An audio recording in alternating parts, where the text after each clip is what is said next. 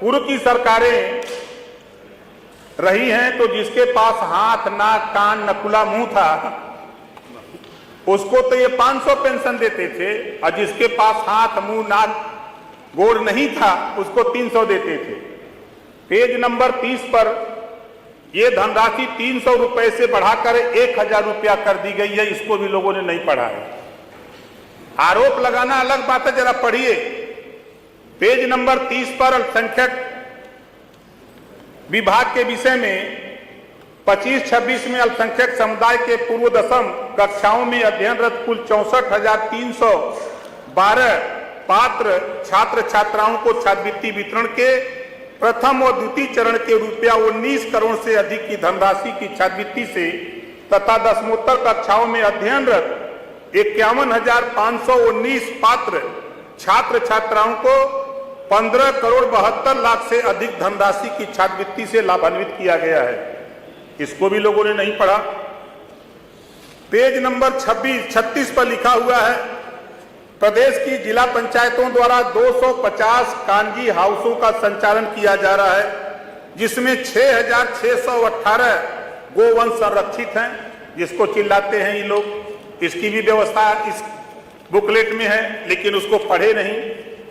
जिला panchayat page number 36, जिला पंचायतों द्वारा वित्तीय वर्ष 2024-25 में 1,225.27 किलोमीटर का लक्ष्य समस्त श्रेणी के कार्यों को गड्ढा मुक्त किए जाने का कार्य 100% पूर्ण किया जा चुका है। जिला पंचायतों द्वारा वित्तीय वर्ष 25-26 हेतु 1,342.46 किलोमीटर के लक्ष्य के सापेक्ष 1,110.25 किलोमीटर की सड़कों को गड्ढा मुक्त किया जा चुका है। इसके अतिरिक्त समस्त जिला पंचायतों द्वारा 380 अमृत सरोवर पूर्ण कर लिए गए हैं। इसको भी आप लोगों ने नहीं पढ़ा। पेज नंबर 36 पे है। और पेज नंबर 38 पर प्रदेश सरकार द्वारा रक्षाबंधन के पर्व पर महिलाओं को निःशुल्क यात्रा सुविधा उपलब्ध कराए जाने के दृष्टिगत वर्ष 2025 में 78,26,000 महिला यात्रियों को निःशुल्क यात्रा कराई गई। दिव्यांग यात्रियों के लिए निगम के 202 बस स्टेशनों पर 193 व्हील चेयर, 236 रैंप व 210 रेलिंग व 209 प्रसाधनों की व्यवस्था कराई गई।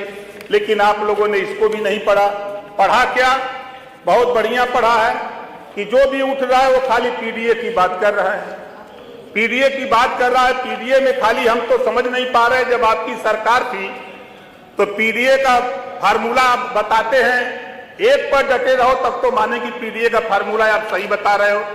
कभी टी से पंडित बताते हो, कभी टी से पिछड़ा बताते हो, कभी डी से दलित बताते हो, कभी डी से डिंपल बताते हो, कभी ये से अगड़ा बताते हो, कभी ये से अल्पसंख्यक बताते हो। पहले एक जगह तो अडिगो की पिछड़ा में है कौन?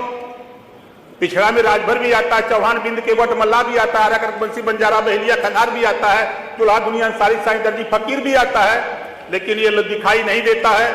जब आप 3 सितंबर 2013 हाई कोर्ट ने आदेश दिया कि 27% आरक्षण को बांट करके 3 कैटेगरी में सभी लोगों को दिया जाए, तब आपको पीडीए की बात याद नहीं आई कि ये 27% आरक्षण बांट करके जो 20% लोग आरक्षण का लाभ नहीं ले पा रहे हैं, इसको बांट करके देने की बात जब हाई कोर्ट ने कहा तब आपकी सरकार थी, तब आपको ध्यान नहीं आया। आज इस पे कार्रवाई रोहिणी आयोग का गठन हो गया देश में। पूर्व राष्ट्रपति रामनाथ कोविंद जी के नेतृत्व में 5 सदस्यीय टीम ने समीक्षा भी कर लिया है। जिस तरह आप लोग कहते थे कि देश में जाति जनगणना नहीं होगी, देश के प्रधानमंत्री माननीय नरेंद्र मोदी जी ने देश के जातिवार जनगणना के लिए कैबिनेट से मंजूरी दे करके ये साबित कर दिया कि मैं बार बार कहता था, सदन में भी कहा था कि एक दिन में नहीं लेकिन एक दिन जरूर देश के प्रधानमंत्री जी के नेतृत्व में ही जातिवार जनगणना होगी। अब 2027 में होने जा रही है। उसी तरह जो आपने पिछड़ों का हक लूटा, 4 बार सरकार रही, हम तो बार बार पूछते हैं, चाहे निषाद बिंद के वट मल्ला चौहान हो, चाहे राजभर हो, चाहे आरा कर्कबंसी बंजारा बहेलिया कन्हार हो, चाहे प्रजापति पाल कुम्हार लोहार हो, आपने किया क्या उनके लिए? आज सरकार का अगर उठा के देखेंगे, हम बजट में बताएंगे कि इनके लिए हो क्या रहा है। अभी तो राज्यपाल महामहिम राज्यपाल महोदय के अभिभाषण पर चर्चा है तो मैं तो सिर्फ इतना कहूंगा कि पहले जो चर्चा करने के पहले आप लोग पीडीए का फार्मूला पहले सही सही बताइए, ताकि हम लोग भी समझे कि आप किसके ही तैसी हो। बात करोगे पीडीए की और काम करोगे किसका? एक जाति का।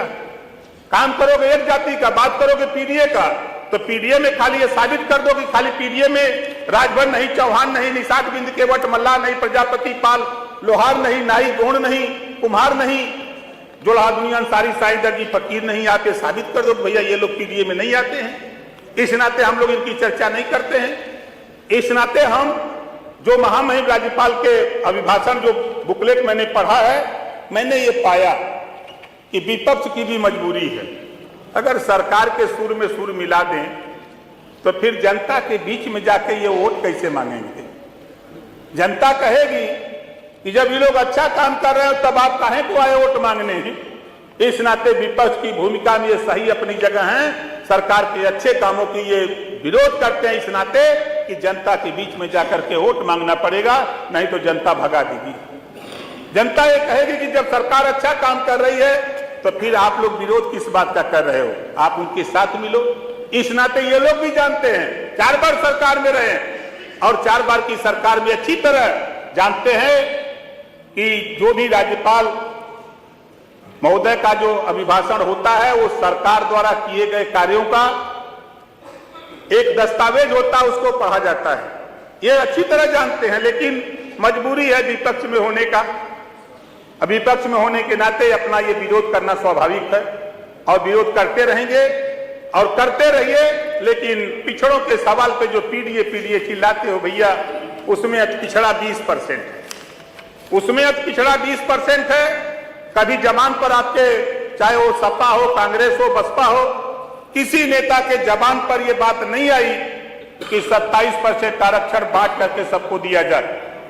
ये कभी नहीं बोलते। समाजवादी पार्टी का नेता बोले, चाहे कांग्रेस का नेता बोले, चाहे बहुजन समाज पार्टी का नेता बोले, कभी इनकी जबान पर नहीं आता। इस नाते ये वही लोग हैं जो पिछड़े का हिस्सा लूट करके सदियों से खाते आए हैं, इस नाते ये नहीं बोलते हैं। इस नाते हम जो महामहिम राज्यपाल महोदय के अभिभाषण पर चर्चा हो रही है, इस पे सिर्फ इतना कहूंगा कि माननीय मुख्यमंत्री जी को हम धन्यवाद देते हैं कि देश में 25 करोड़, प्रदेश में 25 करोड़ आबादी, सबको नौकरी नहीं दी जा सकती, लेकिन रोजगार दिया जा सकता है। रोजगार देने के लिए माननीय मुख्यमंत्री जी के द्वारा मुख्यमंत्री उद्यमी योजना एक बनी, जिसमें 5 लाख रुपया बिना गारंटी, बिना ब्याज का जो भी नौजवान रोजगार करना चाहे उसको देने का कानून बनाने का काम किया गया। आज मुझे कहने में खुशी है कि आज 2024-25 में 1,09,159 युवाओं को लाभान्वित किया जा चुका है। ये पेज नंबर 44, इसको भी पढ़ लीजिएगा जरा ध्यान से। आप पढ़ते हैं, खाली पन्ने में उलटते हैं कि पढ़ते भी हैं, पता ही नहीं लगता। पढ़ने नहीं आता तो प्राइमरी में नाम लिखा लीजिए, पढ़ लीजिएगा।